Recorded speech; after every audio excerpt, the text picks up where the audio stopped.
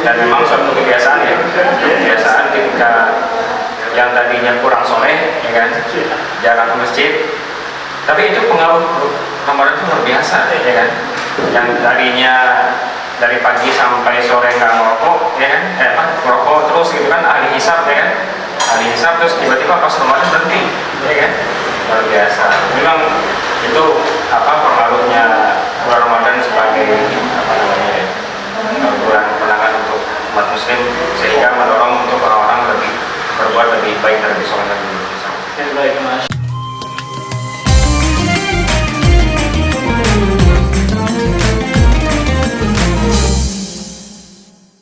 Bismillahirrahmanirrahim. Assalamualaikum warahmatullahi wabarakatuh. Waalaikumsalam warahmatullahi wabarakatuh. Alhamdulillah wa syukurillah, teman-teman yang disayangi oleh Allah Subhanahu wa taala. Berjumpa lagi dalam acara Rhapsody Ramadan Podcast Outdoor DKI Jakarta. Bersama saya Rosyada dan kita ada narasumber kita Ustadz Riki. Bagaimana kabar Ustadz? Alhamdulillah baik. Alhamdulillah. Oke. Saya ingin bacakan sedikit tentang biodata beliau. Beliau bernama Ustadz Riki Adrinaldi. Benar tak? Ya. Alhamdulillah. Biasa dipanggil Ustadz Riki. Beliau adalah founder One Day One Juice dan juga ketua yayasan Rumah Al-Quran Darut Tarbiyah, founder MTM program menghafal Al-Quran tanpa menghafal. Masya Allah ya, luar biasa banget nih dari lihat biodatanya. Masya Allah. Insya Allah kita akan mendapatkan ilmu yang sangat luar biasa dari narasumber kita Ustadz Riki. Baik Ustadz, mau tanya nih, kan sekarang sudah puasa dan kita banyak melihat fenomena dari perpindahan aktivitas umat. Yang tadinya nggak pernah ke masjid, tiba-tiba ke masjid. Jadi tetangga kita yang tadinya nggak pernah, jarang ke masjid karena tahu puasa, apalagi malam pertama mereka berbondong-bondong mengajak keluarganya supaya ke masjid. Yang tadinya mereka akan fokus nggak menyiapkan buka, sekarang udah menyiapkan buka. Bagaimana Ustaz tanggapan Ustaz tentang hal ini? Bismillah. Assalamualaikum warahmatullahi wabarakatuh. Waalaikumsalam warahmatullahi wabarakatuh. Memang Ramadan ini adalah bulan istilahnya bulan untuk membangkitkan semangat keislaman kita, bulan untuk membangkitkan semangat beribadah, bulan untuk memaksimalkan giroh semangat kita untuk berbuat baik, ya. Tapi fokus kepada dua hal, hablum minallah dan hablum minannas. Jadi selama bulan Ramadan itu kita betul-betul memaksimalkan hablum minallah dan hablum minannas. Nah, ketika yang tadi terkait dengan hablum minannas, ya, bagaimana kita bertetangga, kemudian mendorong tetangga kita untuk beribadah lebih baik lagi. Nah, itu memang sangat dianjurkan pada bulan Ramadan. Dan memang suatu kebiasaan ya, kebiasaan ketika yang tadinya kurang soleh, ya kan, jarang ke masjid, tapi itu pengaruh Ramadan itu luar biasa, ya kan. Yang tadinya dari pagi sampai sore nggak ngerokok, ya kan, ngerokok terus gitu kan, ahli hisab, ya kan, ahli hisab, terus tiba-tiba pas Ramadan berhenti, ya kan, luar biasa. Memang itu pengaruhnya bulan Ramadan sebagai bulan kemenangan untuk umat muslim, sehingga mendorong untuk orang-orang lebih berbuat lebih baik dan lebih soleh lagi, insya Allah. Oke, baik, Masya Allah. Jadi dalam berpuasa kita harus ingat ada hablum minallah dan hablum minannas. Enggak hanya kita harus beribadah, terus harus ke masjid, terus kita juga harus melihat saudara-saudara kita, tetangga kita, terutama untuk mengajak, jangan kita menjadi soleh sendirian istilahnya ya. Kita harus mengajak tetangga kita untuk meramaikan masjid. Ustaz mau tanya nih, kalau dalam Islam sendiri pandangan bertetangga itu seperti apa? Yang baik. Jadi tetangga berarti banyak tangga ya, tangga-tangga gitu ya.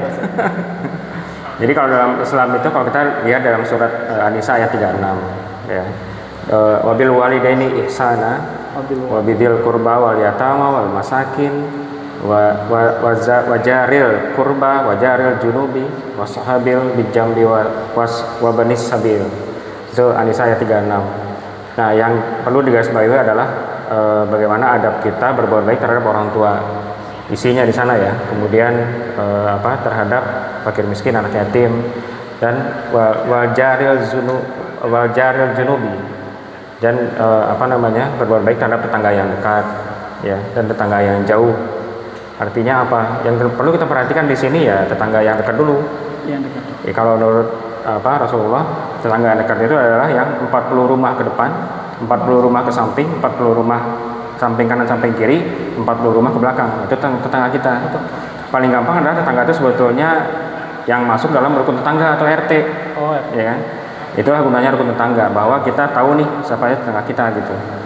Kalau dari Imam Ghazali, bagaimana adab kita bertetangga dalam kitabnya, dalam risalahnya yang judul Adab Fiddin, Imam Ghazali menunjukkan ada 12 adab bertetangga. Ya, kita tidak usah hafalkan 12, ya cukup 11 saja. 11 itu udah banyak gitu. Yang pertama, mendahului mengucapkan salam.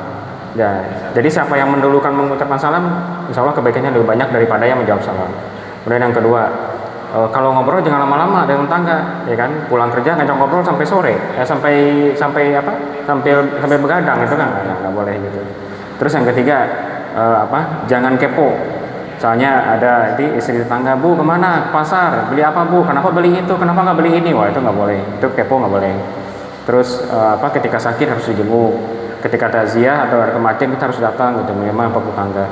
Nah kemudian ketika ada kegembiraan kita harus ikut. Terus ketika ada kesalahan ditegur dengan halus, nah itu tetangga. Kemudian berkata lemah lembut dengan anak-anak tetangga gitu kan. Dan ketika mereka butuh pertolongan, ya kita harus kasih pertolongan gitu. Insya Allah. Baik, Masya Allah ya. Ada 12 poin ya. Sangat banyak sekali. Bahwa sepertinya hal yang sangat sepele ya Ustadz ya. Kita harus memulai mengucapkan salam, tapi ternyata yang terjadi kita bahwa kita itu sebetulnya susah banget menyampaikan. Padahal ini hal-hal yang bisa membuat kita lebih baik lagi dengan tetangga, apalagi di bulan suci Ramadan ini, Masya Allah. Dan memang banyak dari kita yang mungkin tidak kenal dengan tetangga. Sekarang saya tanya, kita kenal nggak? Minimal sebutkan 40 tetangga kita, nama dan kerjanya gitu. Pasti nggak jarang bisa jawab. 40 nama tetangga kita, dia kerja di mana, anaknya berapa, itu Pak. Nah kemudian pada saat Ramadan yang perlu kita garis bawahi adalah bagaimana kita berbuat baik sebanyak-banyak kepada tetangga. Nah walaupun kita memberikan mereka buka puasa hanya sebutir kurma dan seteguk air, itu sudah sama pahalanya dengan orang yang berpuasa. Minimal sekitar rumah kita lah yang kita kasih Bapak buka puasa gitu ya. Dan ngajak ke masjid juga ya. Jadi jangan soleh sendiri, tapi solehnya berjamaah. Soleh berjamaah, insya Allah. Baik, Masya Allah ya. Hal yang sangat sepele sekali tetapi berdampak untuk kehidupan kita, di rumah kita dan tetangga kita. Baik Ustadz, ini sering banget nih fenomena yang sekarang. Mudah-mudahan nanti kita bisa berubah semua di bulan Ramadan. Bagaimana ketika kita melihat tetangga kita menghibahi kita ataupun membicarakan kita, bagaimana sih dalam cara menegurnya Ustadz? Ini biar teman-teman juga tahu nih, apalagi bulan Ramadan kan pasti cobaannya itu ada-ada aja kan. Bahkan satu kata bisa memicu, bahkan nanti bisa jadi faktor membatalkan puasanya. Nauzubillah ya. Boleh tanya atas tipsnya. Ya, jadi memang di bulan Ramadan ini melatih kita untuk mengendalikan lisan ya. Mengendalikan lisan, mengendalikan mata, mengendalikan pikiran, mengendalikan nafsu, kemudian mengendalikan tangan dan kaki gitu. Nah, disitulah kita dilatih bahwa ketika kita berniat puasa, berniat saum Ramadan, setiap hari kita perbarui niat kita.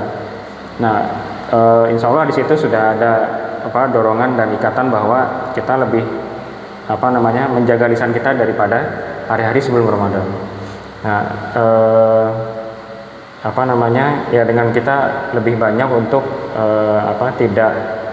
tidak membahas banyak hal ya, tapi lebih fokus untuk beribadah. Artinya dengan kita lebih banyak beribadah di bulan Ramadan, itu membatasi kita untuk untuk bergibah, kemudian membicarakan hal-hal yang tidak kita ketahui ya, kemudian membicarakan hal yang negatif terhadap tetangga kita gitu. Baik, Masya Allah. Berarti alangkah baiknya kita menghindari Ustaz ya, hal-hal yang sekiranya itu bisa merusak puasa kita dan bisa mempengaruhi bahwa pandangan kita bahwa nanti puasanya kita akan menjadi berubah gara-gara hal yang sepele tersebut. Insya Allah. Baik. Terus Ustaz, apa yang harus kita lakukan sebagai muslim jika mendapati tetangga sedang berselisih Ustaz? Ini hal yang mudah kan? Bahwa apalagi puasa nanti kita melihat fenomena yang tidak kita inginkan seperti itu. Bagaimana pendapat? Ya, jadi dalam fikih bertetangga itu ketika tadi 12 adab bertetangga ya, itu termasuk dalam fikih bertetangga. Ketika kita melihat bahwa tetangga kita melakukan kesalahan, kita dianjurkan untuk menegur secara halus. Jadi kita nggak boleh, oh lu pada berantem ngapain sih lo gitu, nggak boleh seperti itu ya. Kita harus berkata dengan baik, kemudian mengeluarkan lisan dengan baik dan menegur secara halus gitu. Nah, ketika misalnya kita tegur secara halus kemudian tidak ada solusi, karena kan ada pihak terkait yang lebih berwenang, ya kan, itu ada Pak RT atau Pak RW gitu kan, atau ustadz-ustadz di masjid yang mungkin bisa diminta tolong gitu. Nah itu dan yang pasti dari kita sendiri sebagai tetangga mereka, selain kita membantu mengatasi ketika ada perselisihan, kita juga berusaha untuk tidak menimbulkan perselisihan tadi gitu. Jangan sampai nanti kita bikin masalah kemudian tetangga kita kemudian jadi ngerasa nggak nyaman gitu ya. Gitu. Baik, Masya Allah ya. Berarti kita harus diuji sebagaimana yang sering Nabi sebutkan kullukum ra'in ya Ustaz ya. Kita diuji bagaimana kemampuan kita untuk menyelesaikan, tetapi jangan dibiarkan ketika melihat tetangga yang memang sedang ada bermasalah, kita coba bantu semampu kita, dan kalau memang kita tidak bisa membantunya maka kita harus menyerahkan ataupun serahkan kepada pihak yang berwenang, yaitu RT, RW seperti itu. Bukan yang berwajib ya? Bukan. Kalau yang berwajib itu udah di luar itu Ustaz ya. Oke. Baik, Masya Allah, sungguh menarik sekali untuk sesi ini. Ustaz, boleh closing statement untuk? Ya, sebetulnya di bulan Ramadan ini adalah waktu yang sangat baik bagi kita untuk hablum minan nas ya, atau bertetangga. Kesempatan kita untuk berbuat baik kepada 40 tetangga kita di sekitar rumah. Manfaatkan dengan sebaik mungkin. Kalau bisa kita sediakan sedikit anggaran kita untuk berbagi takjil atau bagi buka puasa untuk tetangga kita. Nggak apa-apa kemudian nanti kita kirim takjil kemudian kita mendapatkan 40 takjil lagi, ya nggak masalah ya. Jadi saling berbagi takjil gitu ya. Kasih 10 dapatnya 40 ya, alhamdulillah itu rezeki. Tapi di mana ada niat kita di sana, setiap hari insya Allah akan mendapatkan. Jangan kita kadang-kadang gini, kita bagi-bagi takjil tapi jauh-jauh gitu. Bagi takjil di perapatan sana, di sebelah sana, tapi kita lupa dengan tetangga sendiri gitu kan. Padahal di sekitar kita tetangga kita mungkin ada yang kekurangan, tapi nggak ngomong gitu. Mereka kekurangan tapi nggak punya apa yang untuk bisa buka puasa, tapi nggak ngomong kita, dan kita nggak tahu. Itu luar biasa. Jadi ya kita perhatikan tetangga kita dulu, baru perhatikan orang lain gitu. Oke, Masya Allah. Baik teman-teman semua, alhamdulillah pada sesi pertama ini kita sudah selesai, dan insya Allah kita akan berlanjut ke sesi berikutnya masih bersama Ustaz Riki. Jangan keluar dulu Ustaz. Sampai jumpa di acara Rhapsody Ramadan Podcast ODOT DKI Jakarta. Wassalamualaikum warahmatullahi wabarakatuh.